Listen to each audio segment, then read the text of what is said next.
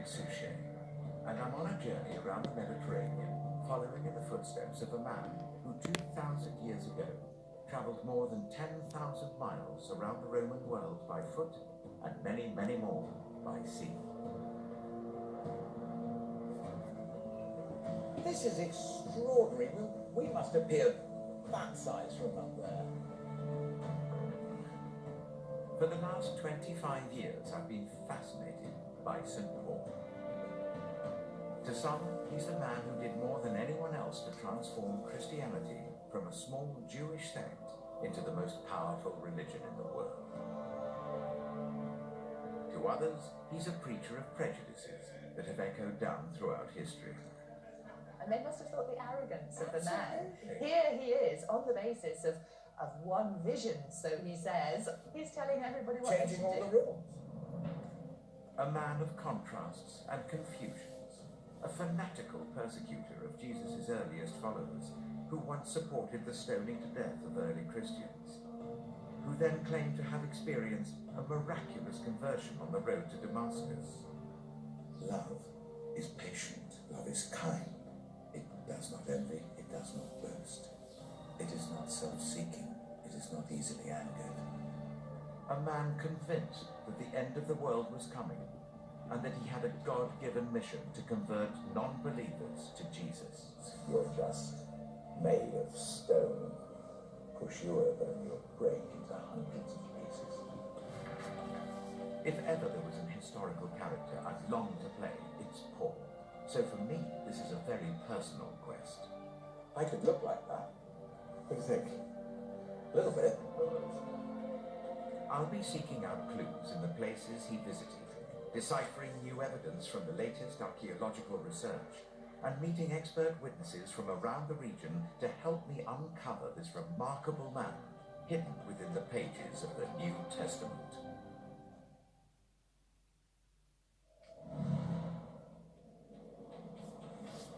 My search for Paul has led me out of the Holy Land and through Roman Asia Minor, modern-day Turkey. I've arrived just off the coast of Kavala, a major seaport in eastern Macedonia in northern Greece.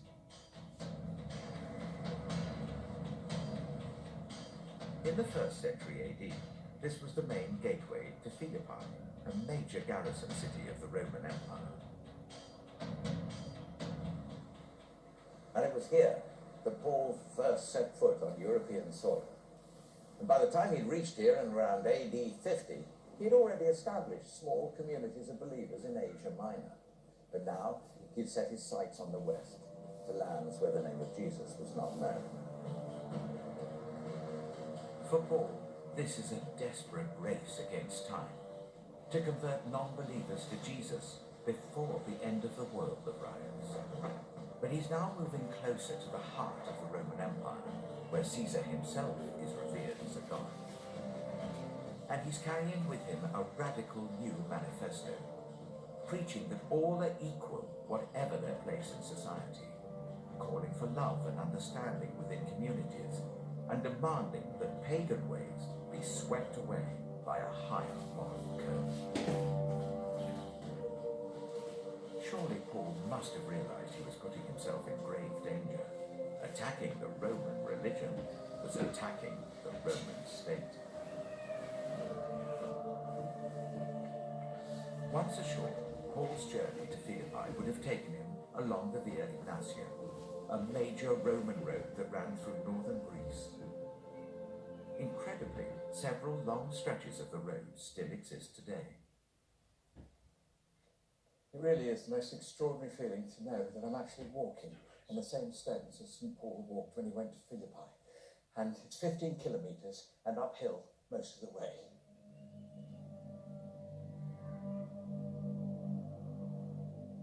This region was one of Rome's oldest and largest provinces. The heavy presence of empire surrounded Paul as he approached Philippi. He was definitely stepping out of his comfort zone.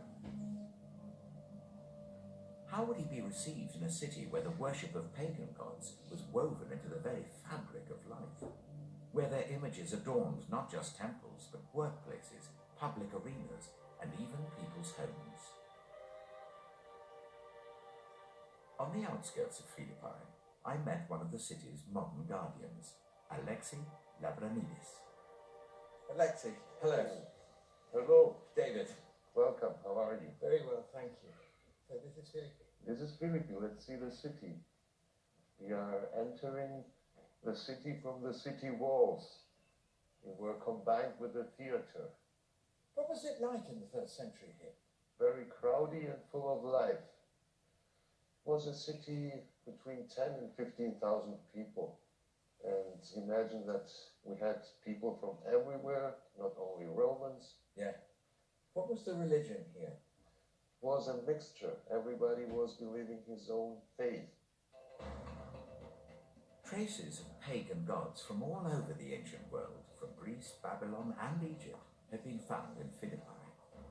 Alexei was keen to take me in search of new discoveries carved into the cliffs high above the city's amphitheatre. Let's see what I can find. You go that way, Yeah, and I'll go up there.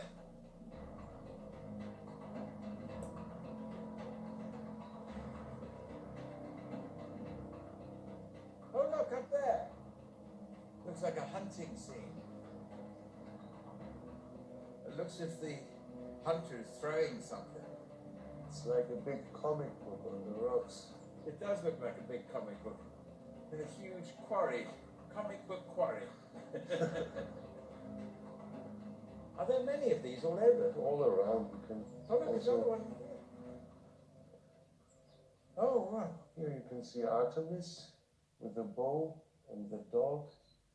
We had a society of hunters. They had dogs and they were believing Artemis, the goddess of the hounds. Why are they here amongst these rocks? People were mining here and were taking material to build the city of Philippi. So they were given an offer back Back to the earth. to the earth, yes. I just love the fact that these carvings are something that people put back into the earth in gratitude for them taking the rocks out of the earth to build this fantastic city of Philippi. Giving back to the earth for what had been removed was a basic pagan belief. It was clearly well ingrained in this city. Convincing people to give up these traditions would not be easy. Paul's first challenge was to try and find a way into this possibly hostile community. He would have to tread carefully. What would become the Christian faith had never been spoken of in Europe before. He needed to find a sympathetic first audience. When Paul first came here, he was just outside the Roman colony of Philippi. And, as was his custom, he went looking for a synagogue to start preaching. But the Jewish community here was so small, there wasn't even a synagogue. So he came down to a riverside, and there were a group of women here. And one of the women was called Lydia. She was a purple dye trader. And she heard him speak and was baptized. And the important thing here is that Lydia became the first European convert to this new religion that would one day be called Christianity. Other converts followed. Paul now had a toehold in Europe, but his time in Philippi was short-lived. When he converted a slave girl without her owner's permission, it led to his arrest and public beating.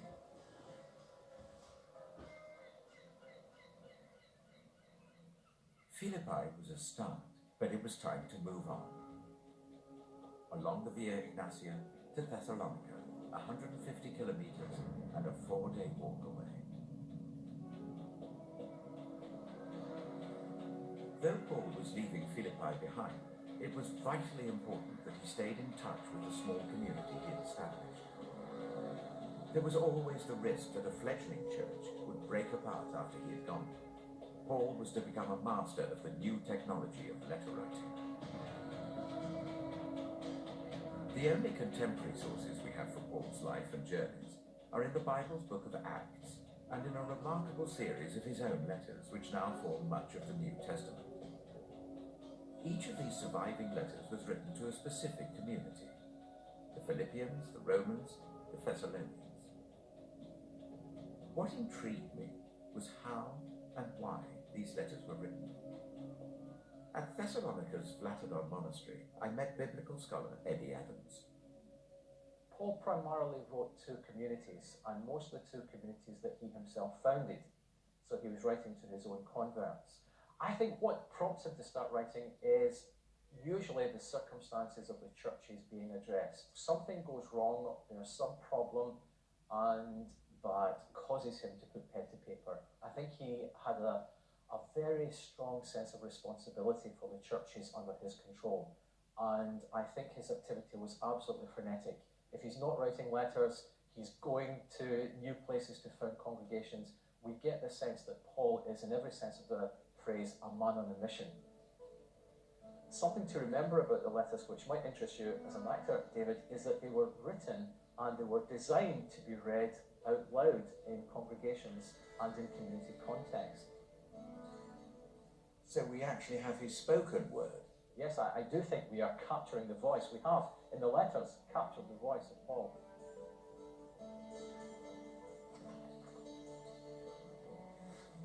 Inside the monastery, one of the monks had a surprise for us.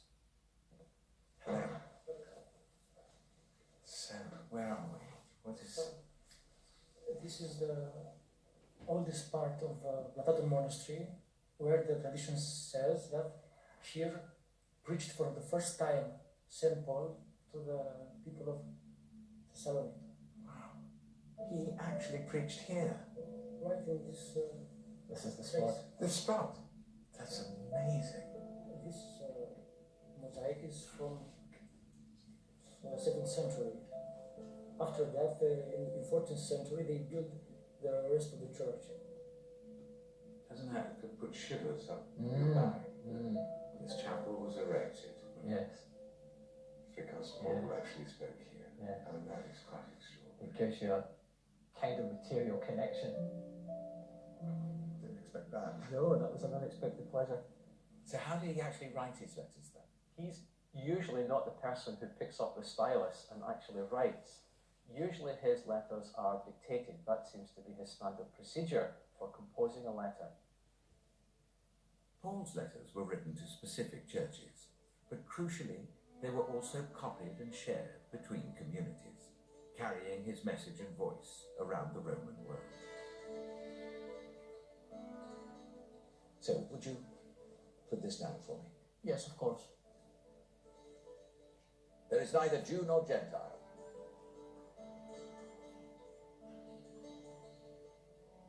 Neither slave nor free, nor is there male or female, for you are all one in Christ Jesus. Can you read that back to me now, in Greek? Yes. Ουκ ένι Ιουδαίος ουδέ Έλλην, ουκ ένι βουλός ουδέ ελεύθερος. Ουκ ένι άνσερ και φίλοι πάντας, και γάρι μην εισήστε εν Χριστώ Ιησού. And that actually is a quote from one of Paul's letters. And that is how he actually wrote them. He didn't pick up a quill, dip it in ink, and write on a piece of paper or papyrus. No, he dictated them to a scribe. So what we have, when we actually read Paul's letters, are his actual spoken words, his chosen vocabulary, his sweep of sentences, his energy. And that tells me so much about Paul, the man. Thank you very much indeed. Thank you, Saints. In recent years, some of Paul's letters have come under fire. One passage in particular has been drawn into the modern debate over women's place in the church and has been used to justify why they shouldn't be priests. Women should remain silent in the churches. They're not allowed to speak, but must be in submission, as the law says. Yet in the very same letter, Paul appears to contradict himself by referring to women praying and prophesying in church, implying he doesn't expect them to be silent.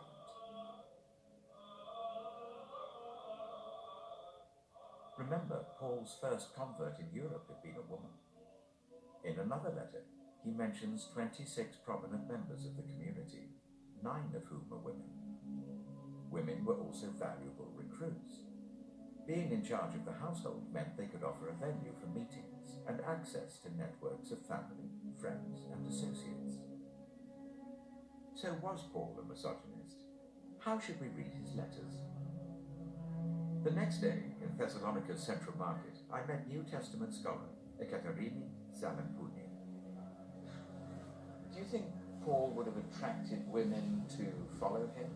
Paul had many co-workers who were women. Well, Paul, of course, he's a man of his word.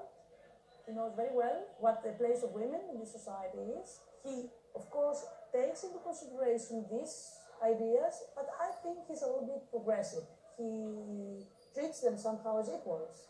I really find that so fascinating. So is what you're actually saying is that the seeds of women's liberation today could have been sown in Paul's own theology?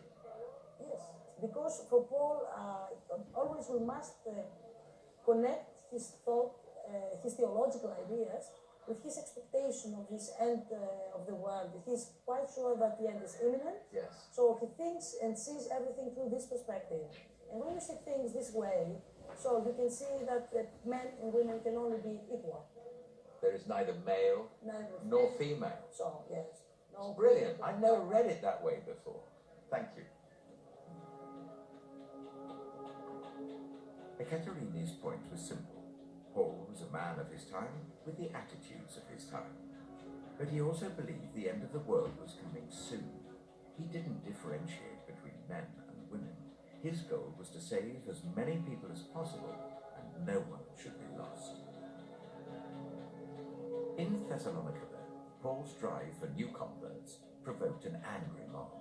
Some in the city took his claims that Jesus was a king and that there was only one God as a direct challenge to the authority of Caesar.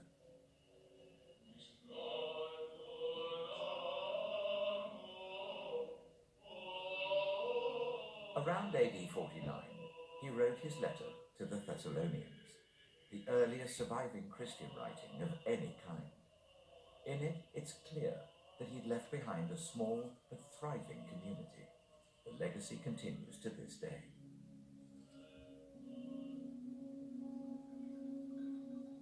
After being driven out of Thessalonica, Paul set off for Athens. To aid his journeys and the transport of his letters, he was able to exploit the supremely efficient communications network of the Roman Empire.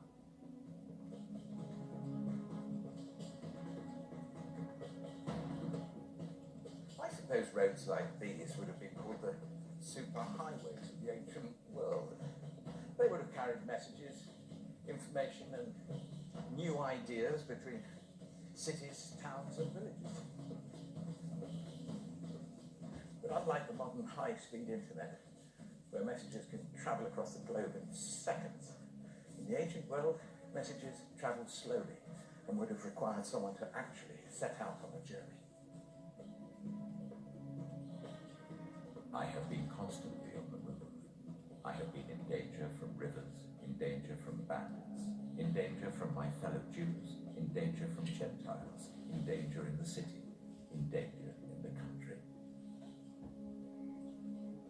Paul knew the risks, but he wouldn't give up. For me, the journey to Athens was by car and trains. Paul would have walked or travelled by ship along the Aegean coast. On a clear day, he could have seen Mount Olympus, home of the Greek gods. Who are they? The 12 gods of Olympus? Ares? Yeah. Theas, Theas? Poseidonas, Poseidoras? Poseidonas, no? Poseidonas? Yeah. Yes. Ira, Hera? We've got 4, we've got 8 more to go. You've got 15 kilometers to find 8 gods.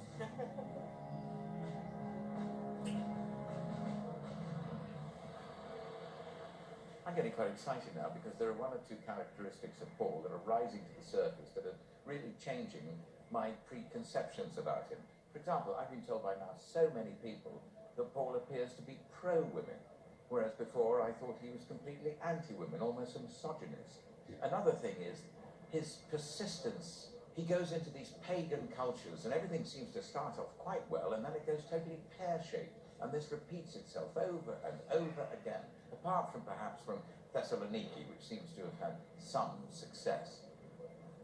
And now I'm off to Athens, the centre of philosophy and learning. I wonder how he fared there.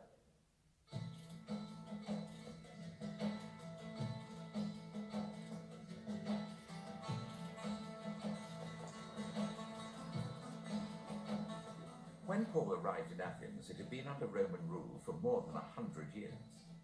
Yet it was still the cultural and intellectual centre of the ancient world. A place of lively debate pretty much all of the time. Convincing a city of master philosophers that they should give up their pagan beliefs would be a hard sell indeed. According to tradition, Paul confronted the philosophers on the Areopagus, a bare marble hill below the Acropolis in Athens. It was there I met historian Despina Yosef. Despina, we're in this fantastic location, but how does this relate to Paul? It's a place where Athenians used to hold philosophical discussions, and it's no wonder because it had this amazing view, as you can see.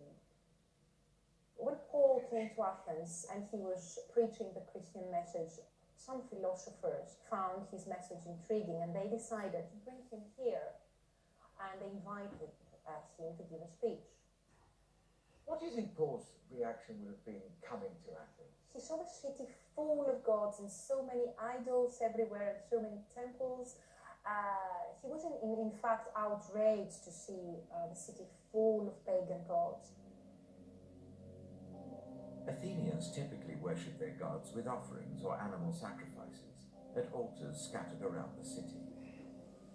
In his speech, Paul mentioned seeing an altar honouring an unknown god. The Athenians venerated the unknown god just to make sure that they didn't leave. Didn't leave anybody out. Exactly. Just got to hedge your bets when gods are concerned. Exactly, you can never be too sure. No. Referring to the unknown god allowed Paul to argue that his God was now making himself known to Athens. Was his message shocking to them? Oh, I'm sure it was, because they were really unfamiliar with the Jewish religion. And he told them about the coming of Jesus and the resurrection of the dead, which they really found particularly odd. To the Greco-Roman mind, humans had an agreement of a reciprocal nature with their gods. Gods expected humans to perform sacrifices for them, and humans expected, in return, gods to grant them prosperity and to fulfill their wishes. So the Christian message must have struck, at least initially, most pagan listeners as bizarre. I wonder what it must have been like for Paul in Athens, convinced that he, among all others, was the only one who knew that the world was about to end. Did he ever have doubts? Did he ever worry how he was perceived? At the city's agora, the ancient marketplace, I met archaeologist Heinrich Hall. So if Athens was such a mega centre of paganism, why would he have bothered? I think he had to come here, really. I think not coming to Athens for his mission would simply not have done, because Athens is such a significant intellectual centre and a centre of debate, as we said. So for someone who comes to spread a new idea, avoiding Athens would look very odd and a bit weak. So what was the reaction to Paul? It's not terribly clear, I think. If you read the account of the Acts, the reaction seems to be not disrespectful. They don't cause him trouble, they don't arrest him, there's no fighting. It also doesn't seem overly respectful. They don't mass convert or anything like that. Paul faced an uphill challenge to convince Athenians of his message. Philosophical debate was woven through the very fabric of the city, and I'd heard about the ancient Greek tradition of symposiums. Basically, a drinking party with added philosophy. Restaurateur Suli Adamis had researched the food and culture of the symposium to bring the tradition back to life for modern Greeks. Where's the men? Dress and then the women. I was asked to give a helping hand preparing a typical symposium meal. So what are we actually going to be cooking? Today we're going to cook piglet, stuffed piglet. Stuffed piglet. Now, is this a traditional dish? This is from the 5th century before Christ. They had this during symposium. Of course, everybody uses this word, but in Greek means that I share with my friends, eating, drinking, and sharing our ideas, exchanging our philosophical ideas. And these symposiums would last around 12 hours. 12 hours? 12 hours. The symposium tradition caused Paul considerable problems. Taking bread and wine in remembrance of Jesus at the Last Supper was an important part of early Christian worship. But from his letters, it's clear some of Paul's Greek converts didn't understand the difference between the Christian celebration and the festivals of eating and drinking that they had become used to at symposiums. Your meeting must do more harm than good. It is not the Lord's Supper you eat, for when you are eating, some of you go ahead with your own private suppers. As a result, one person remains hungry and another gets drunk. Don't you have homes to eat and drink in? This is your friend. This is your friend. Okay, what now? What do we do? You will stuff thing. Okay. My goodness. I feel like a surgeon now. Yes. And this now goes in the oven. How long do you cook this? 6 hours. 6 hours? 6 hours, gas mark 4. It's going to be fantastic.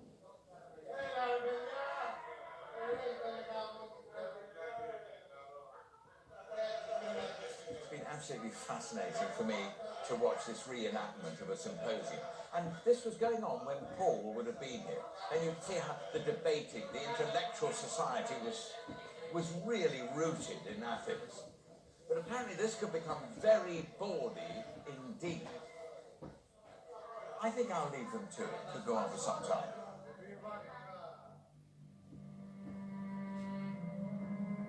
Paul had little success with the Athens intellectual elite. He needed a city with a more receptive audience, somewhere it would be easier to convince people of the value of his arguments.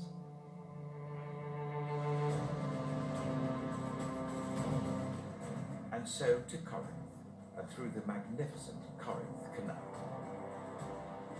Completed in 1893, amazingly the first serious attempt to construct it was started in Paul's day. The Emperor Nero himself digging out the first rock with a golden pick. This is extraordinary. We must appear fat-sized from up there. What a feat of engineering. I wonder what Paul was thinking as he approached Corinth. I mean, he had a pretty tough time of it in Europe so far, and yes, he'd made a few converts along the way, but certainly in Thessaloniki and Philippi, he had to leave in a hurry, and he wasn't that well received in Athens. So it must have been with a little more than apprehension that he was approaching possibly the most notorious city in Greece. As he himself says in a letter, I came to you in weakness and fear and much trembling. At that time, Corinth was literally a melting pot of people from different nations, different religions, and certainly different morals, so it must have been a huge challenge ahead of Paul.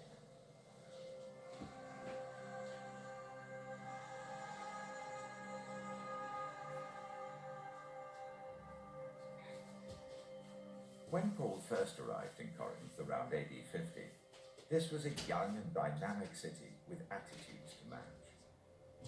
Unlike Athens, it had been rebuilt as a Roman colony less than 100 years old.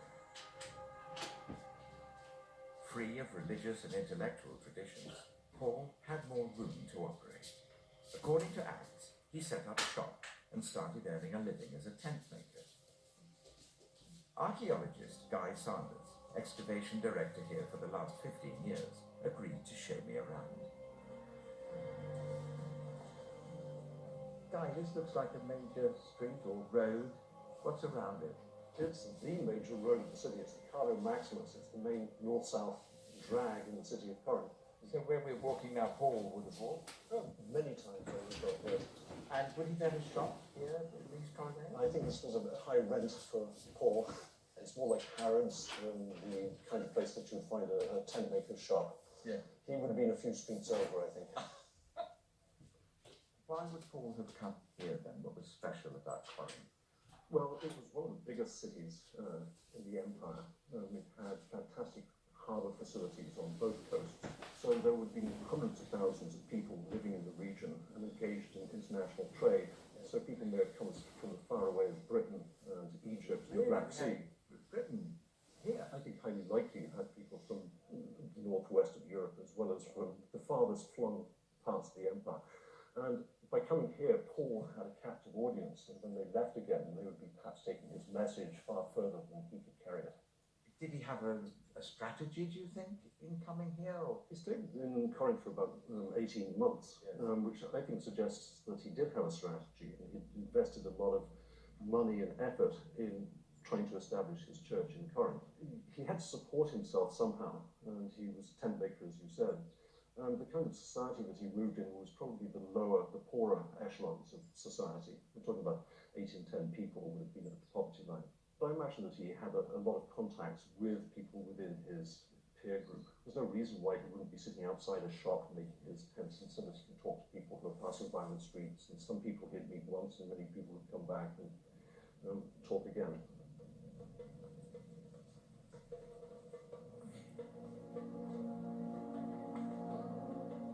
What I've learned about Paul, now having visited Athens and Corinth, is that he was very adaptable. He was also a man who knew when he was wanted and when he wasn't. I mean, we learned that in Athens he could talk to philosophers, but he wasn't really welcome there and he left. Whereas in Corinth it was a different matter. He seemed to get on more with the common people. This was a port, a great port city. People would come in from all over the world and go out to other parts of the world. He must have felt happier here because he stayed here for 18 months, longer than, well, anywhere else he stayed. So that in his own words, I've become all things to all people, so that by all possible means, I might save some.